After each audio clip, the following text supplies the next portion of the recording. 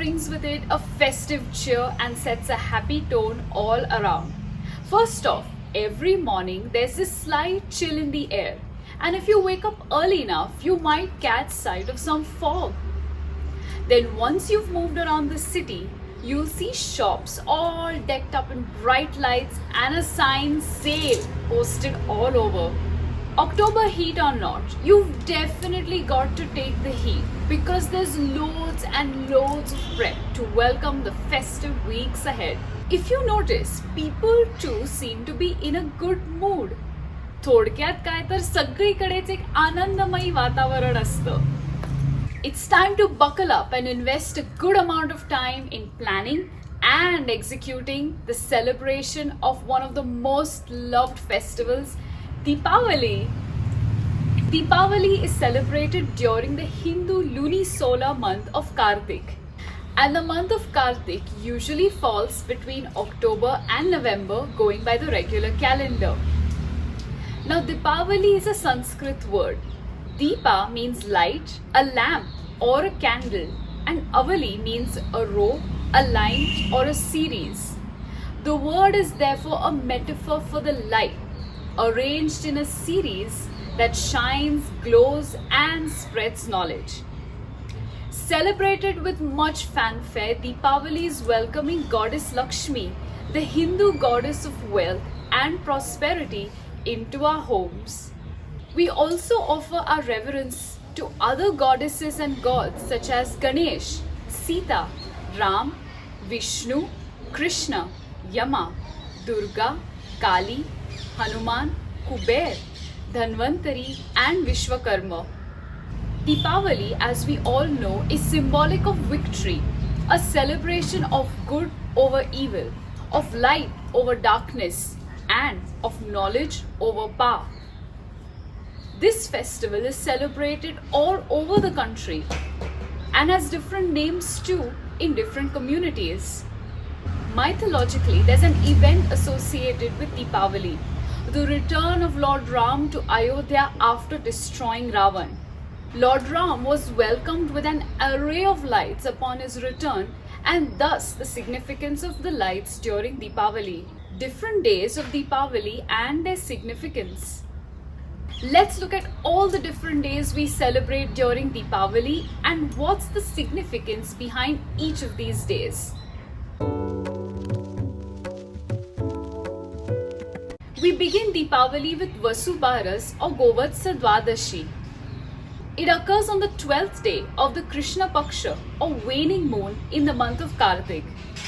People in Maharashtra and Gujarat worship cows and calves on this day. Cows are a blessing for a lot of people who sustain a livelihood by selling milk and milk products. It's a way of life and a way to earn a living. Thus, they have immense respect for their herd. Cows in the Hindu mythology are considered sacred and an incarnation of God Himself. On this day, cows and calves are offered a special wheat preparation. In the Shaivism tradition, this day is also called Nandini Vrat, symbolic of Nandi, the Vahan of Lord Shiva. The word Dhanteras originates from two Sanskrit words, Dhan meaning wealth and Teras meaning 13th. Dhanteras is celebrated on the 13th day of Krishna Paksha of Hindu lunar calendar of Kartik. While we start preparations for Deepavali much in advance, we must ensure that activities like cleaning our homes, decorating the house, lighting lamps, and drawing rangolis all take center stage as we begin Deepavali celebrations. In our mythology, it's believed that Goddess Lakshmi came into view out of the ocean during Amrit Manthan or churning of the Milky Sea on this very day. She was holding a pot of gold and showered wealth when she appeared. Dhanteras is an auspicious day to buy precious items like utensils, gold, silver, and in modern times, vehicles as well as gadgets. On this day, in the evening, we offer prayers to Lord Ganesh, the Hindu god of new beginnings, and Goddess Lakshmi. The puja is accompanied with an offering of batasha, puffed rice, and sweet as prasad. Dhanatrayadashi has an association with Ayurveda too. Dhanvantari is the Hindu god of medicine and in theory also considered to be one of the 14 avatars of Lord Vishnu.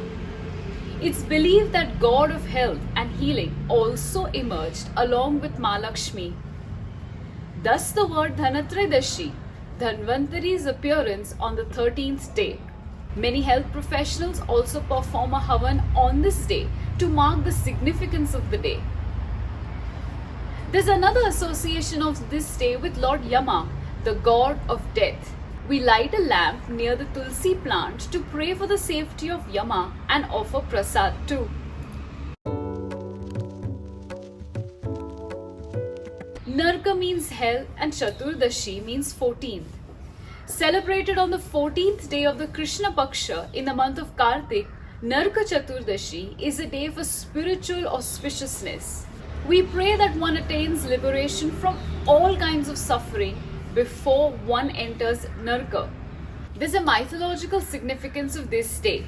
It's believed that Sri Krishna destroyed the demon Narkasur, who had imprisoned 16,000 princesses on this very day. His victory is symbolic of the win of the good over bad.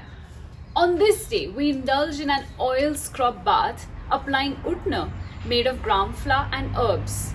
Such a scrub is believed to heal dryness that one experiences during winter. This activity is said to give a glow to your skin too. Set aside the day to making and then indulging in eating all kinds of sweets such as shankar pai, anarse, shrikhanda, barfi, ladus, halwa, and of course gulab jams. It's also a good day to pay a visit to your friends, family, business associates, and in modern times exchange sweets and gifts. The 14th day of the Hindu calendar of Kartik is the dark fortnight of the lunar month. This day is considered as actual Deepavali, where we celebrate by performing a puja of goddess Lakshmi, the goddess of wealth, and Lord Ganesh, the Vignaharta or destroyer of obstacles. The puja signifies welcoming the gods and goddesses into our clean and decorated homes with much fanfare, sweets, parar, fatake, and much love in our hearts. It's said that Lakshmi Pujan is an auspicious day to start something new, an idea you may have, a new business venture, or some new activity you intend to do.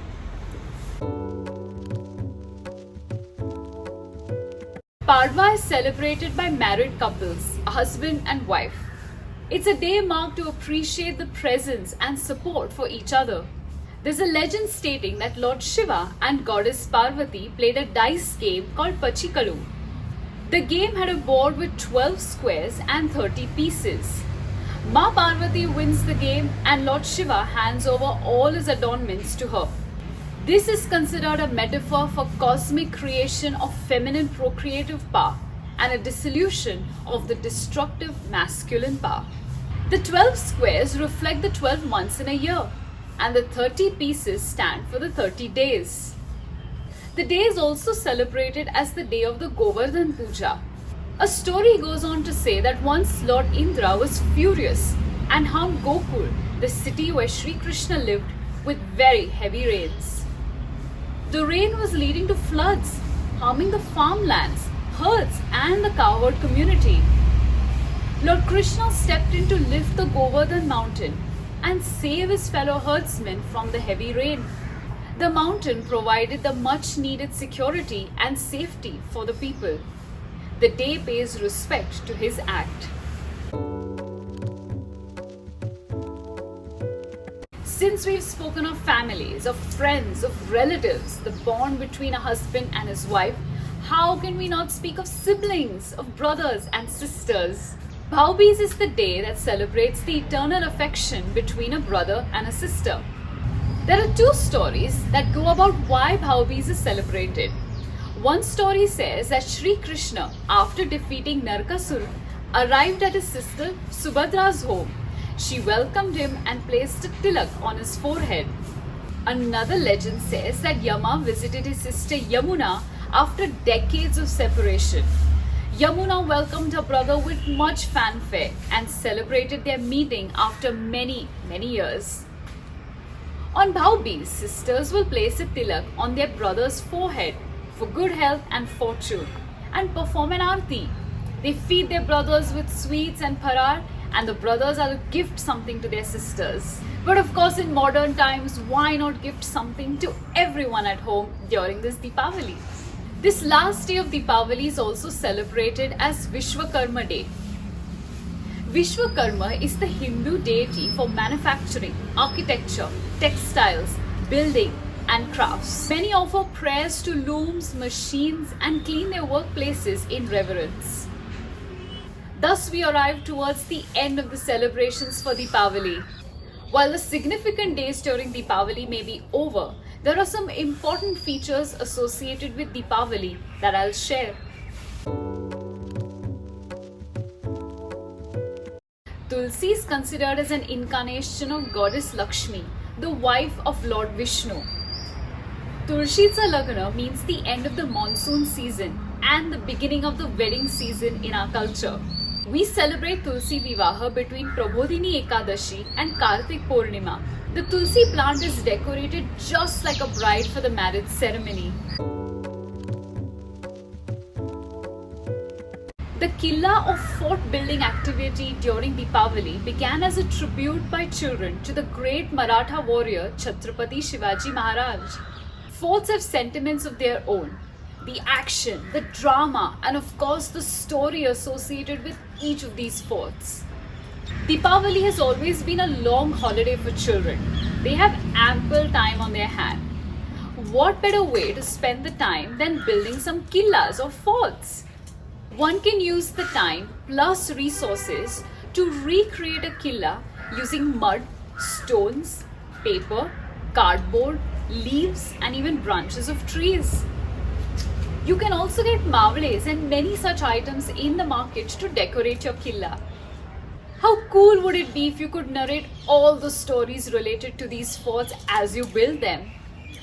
If not a story, here's some information for you. Chanakya or Kautilya was an ancient philosopher, teacher, economist, and a royal advisor. He has authored an Indian political treatise called Arthashastra, roughly between 4th and 3rd century BCE. In this, he describes the types of forts, their importance, and many such details when building a killa. Chanakya had said that water and hills provide the best security for any fort. The intelligent designs behind forts is enthralling as one tries to wrap one's head around how these structures were built, given the topography of the land, the detailed fortifications, and the sheer strength of these magnificent structures. We have so many forts we could visit.